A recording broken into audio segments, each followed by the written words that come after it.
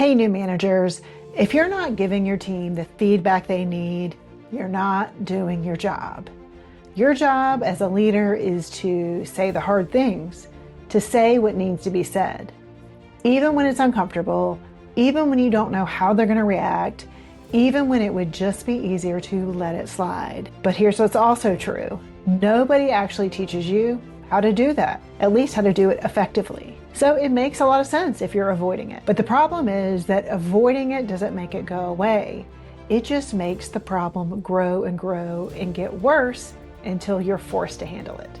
So stick with me because I'm going to give you a simple 4-step framework that makes it easier to deliver constructive feedback without damaging the relationship. Now, before we get into the framework, I want to be clear about what this is for. This is your everyday coaching tool. This is what I would love you to use regularly, not just when things go sideways or off the rails. The more you use it, the more normal feedback becomes for you and your team. And when that feedback becomes normal, it stops being scary for everyone involved. My framework is called IDEA, just 4 steps. I'll walk you through each one in just a minute. But before we get into the 4 steps, I want to talk about how you actually open the conversation in a way that it can be heard. Because you can't just walk up to somebody on your team and launch into feedback cold. The way you start matters. And here's what not to say. Hey, can I give you some feedback? Although it sounds harmless, it's not. The minute that you propose feedback to someone, their brain goes into threat mode. They're already getting defensive before you have said a word. Instead, I want you to try one of these phrases. Hey, can I run something by you? Can I offer you something that might be helpful? What are your thoughts on how that project went? They're all low-key, non-threatening. It gets you in the door and it sets you up for a successful conversation. Okay, now here's the framework. Again, it's called IDEA. Let's start with the I. The I in IDEA stands for identify the specific behavior or behaviors that you want to address. And this is where a lot of leaders go wrong. They go in too vague or they make it about the person instead of the behavior. To make the IDEA framework make more sense and apply it to a real situation, let's use the example of somebody on your team who's missing deadlines. So if someone's missing deadlines, you don't go in and say, you're not reliable, you don't seem to care about your job, I guess you're just not good at holding deadlines. That's not feedback. That's a character attack. So if you talk about specific, it's you've missed 3 deadlines in the last month. That's facts. You can back it up. It's behavior-based. So you would say something like, hey, I've noticed that the last 3 project deadlines that you owned, the report due on the 1st, the client summary on the 10th, and the team update last Friday, they were all late. That's it. You're not piling it on. You're not making up stories. You're just naming what you saw in a specific way that is observable. You can't really argue with. Because here's the thing. If you can't point to a specific behavior, you're not ready to have that conversation. First things first, collect your facts. Now, sometimes you just have a feeling or you're noticing something that's a little bit off. Let's say someone on your team just doesn't seem like themselves. All right, you've observed that, but why? Did they usually speak up in meetings, but they didn't in the last one? Did they show up unprepared for your last one-on-one? Well, they're usually very prepared. Address it. You can say something like, I noticed in the last one-on-one you were unprepared. That's not like you. At least you can say, you can point to the fact that this happened one time. You're just wondering what's going on. So even if you have a feeling, you should have some facts behind it before we even start this conversation. All right, the next step is D. The D stands for define the impact. This is the step that makes feedback actually matter to the receiver. Because people don't change just because you want them to, because you're the boss. They change when they understand why it matters. And here's the key. You want to connect it to something that they care about. Their reputation, the team, the organization, their own goals. That's why it's critical to know your people and what matters to them, what motivates them. So let's go back to our missing deadlines example.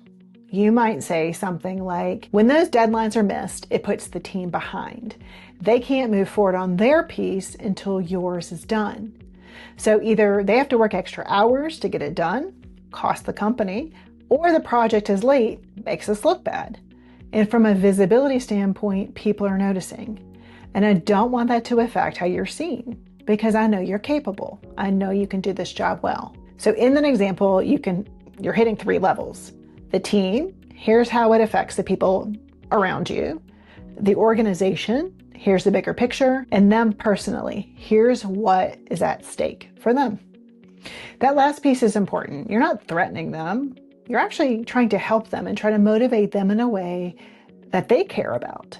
You're saying, I see you, I believe in you, I know you want this is your goal, this behavior is getting in your way. And that's a very different conversation than you keep missing deadlines and it's a problem. All right, third step is E. The E stands for Enquire.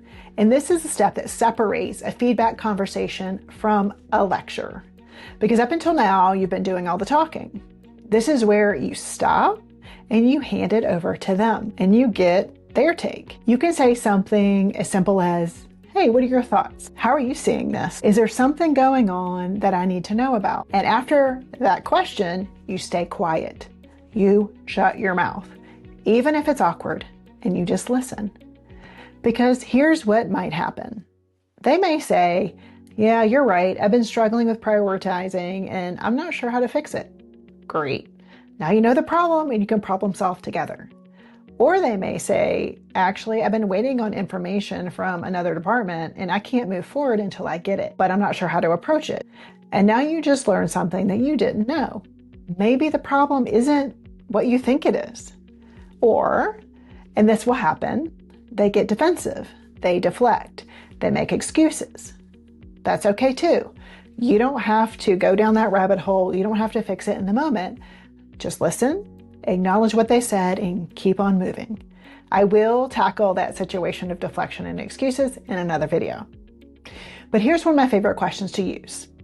What did you hear me say? Because you might think you were crystal clear, and they may have heard something completely different. And it's better to find that out right now than 2 weeks down the line when nothing's changed and you're wondering why and you're getting more frustrated. Now, I do realize that there's gonna be situations where there's no wiggle room. You really don't need their full perspective. Maybe it's a policy that they violated, there's a standard, there's some non-negotiable. All right, in those cases, you may skip the step, you may shorten the step, but I don't want you to skip this human moment. Even as simple, how is this landing with you? Gives them a chance to feel heard. Because that's what this step is really about. It's not giving them veto power over the feedback. It's just making them feel like they're part of the conversation. Because here's the thing to realize. It's not a parent-child relationship. It's 2 adults trying to problem solve together to get a job done in the most effective and efficient way possible. So if you don't let their input in, if you don't give them a chance to feel heard, it's like you're a parent lecturing a child. And nobody wants that. The last step, A. The A stands for action steps. And this is where the ball is dropped so many times. You have the conversation, it goes pretty well, and then leaders just end it with, yeah, so just make sure this doesn't happen again, all right? That is not an action step.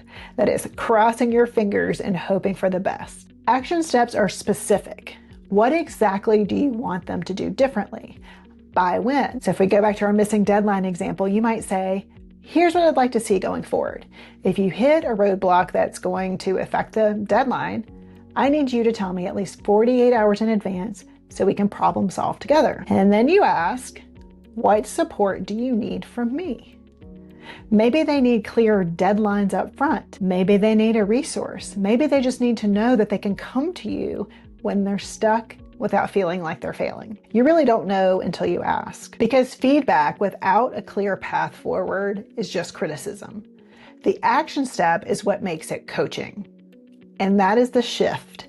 You're not the person just pointing out everything that they're doing wrong. You're the person who's going to help them get it right.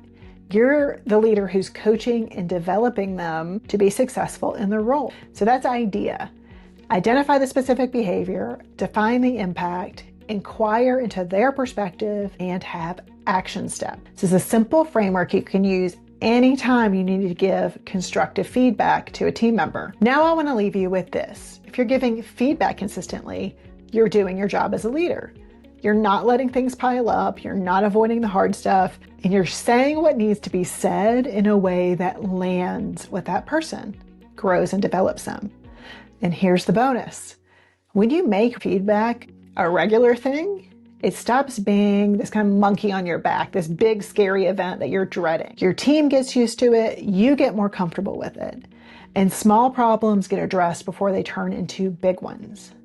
In fact, if you're giving feedback on a regular basis using this framework or another, there's a good chance you'll never have to put someone on a performance improvement plan, because you've been having the conversation all along instead of waiting until things blow up and there's no coming back from. But if you do find yourself needing to go down to that road of performance improvement plans, I've got a video coming on exactly how to handle that, so make sure you're subscribed so you don't miss it. But before you go, I want to know which step of the IDEA framework feels the hardest for you right now. Is it the piece of inquiring, like being quiet until they give you some feedback on how it's landing? Is it the action steps, making them specific enough to stick? Drop it in the comments. I'd love to hear from you. Thanks for watching, and I'll see you in the next video.